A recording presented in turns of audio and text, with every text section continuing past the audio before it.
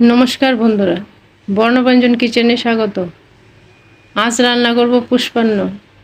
পাতিলে দিয়ে দিলাম তেল, এলাচি, দারচিনি, তেজপাতা, জিরা,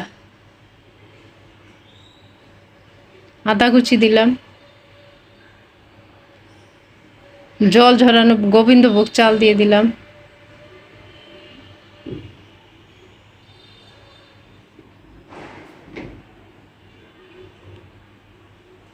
চাল ভেজে নিয়েছি, গাজর দিয়ে দিলাম,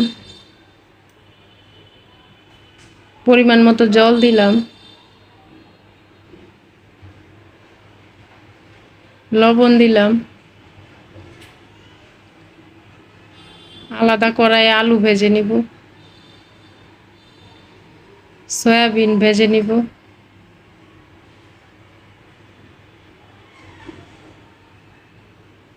ভাজা আলু সয়াবিন দিয়ে দিলাম, কিশমিশ দিলাম,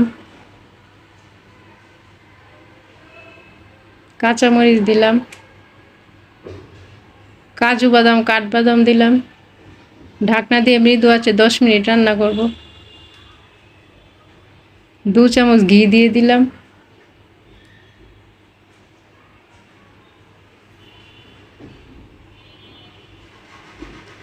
সামান্য চিনি দিলাম উপর দিয়ে ছড়িয়ে। তৈরি হয়ে গেল পুষ্পান্ন।